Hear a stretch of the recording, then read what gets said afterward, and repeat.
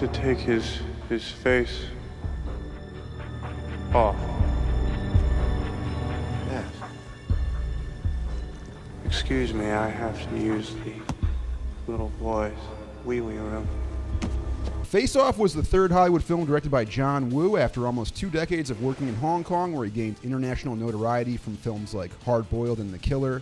His success brought him to Hollywood, and he was not a failure in Hollywood. He had a pretty decent run, but I don't think the U.S. films he made are actually better than the ones that he made in Hong Kong, which is kind of what happens. Like, when these people get pulled from where they're really succeeding, like when you take Jackie Chan from Hong Kong, where he's making these, like, great films. Yeah. You bring them over to America to make bigger films, and it might work well enough, but I don't actually think the work gets better. When you have this beautiful exotic bird flourishing where it exists, putting it in a cage in a zoo doesn't necessarily lead to the best outcome. So even though John Woo's American films have bigger budgets and bigger stars, there's a disconnect when he's making films for an American audience that's very apparent. Yeah. And especially when you're watching Face Off.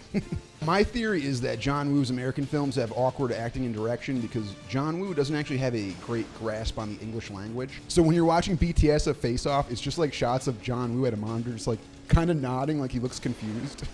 And you will feel it's a really, really a fun movie to watch.